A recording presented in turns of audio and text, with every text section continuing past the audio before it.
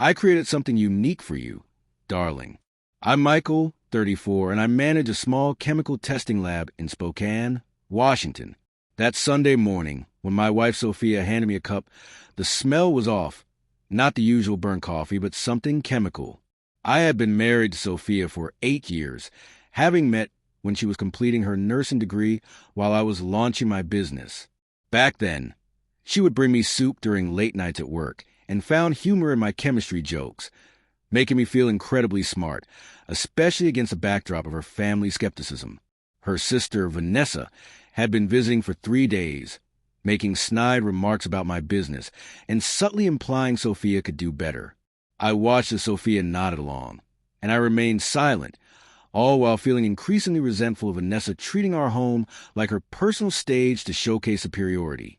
The night before, I and Sophia had a quiet argument, nothing explosive, just a simmering discontent, where she accused me of being overly sensitive about Vanessa's comments.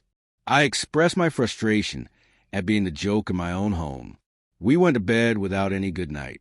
Now, standing in the kitchen at 8 a.m., Sophia held a steaming mug with an overly bright, apologetic smile that seemed more like an effort to mend things without any real change.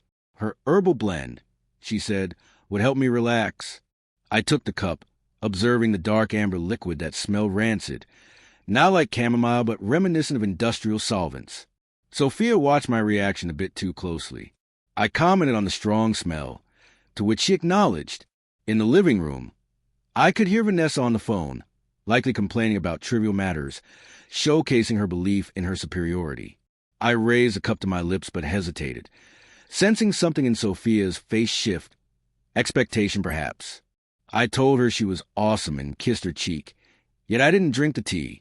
I had built my laboratory from scratch over the years, starting with community college courses, working construction, and saving everything to lease a small building. My work began with simple soil tests and expanded into analyzing water samples for city and assisting law enforcement, requiring precision and patience. Sophia used to take pride in my accomplishments, sharing stories of my success with her colleagues. However, after Vanessa moved back to Washington and began frequently visiting, that pride diminished. Vanessa, who worked in pharmaceutical sales, often belittled my work, which started to chip away at Sophia's support. Over the last 2 years, I noticed that Sophia's defenses crumbled under Vanessa's subtle pressure. Recently, Sophia suggested I consider a career shift to one of the larger labs in Seattle for better stability and family approval. I contemplated it, but was reminded of the fulfillment of my own venture and the importance of my independence.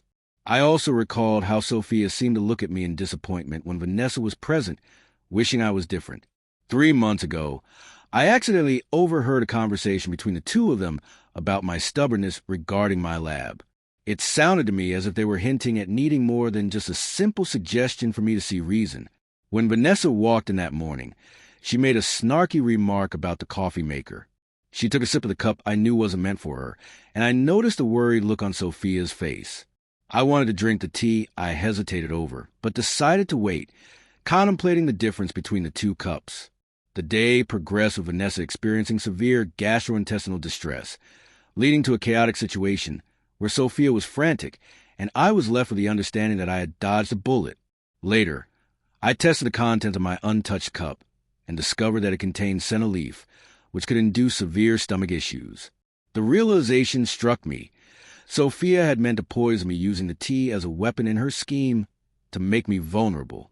That evening was filled with confrontations as I laid bare the evidence in front of her, revealing the extent of her betrayal and manipulation, as she had been secretly communicating with someone about selling my lab.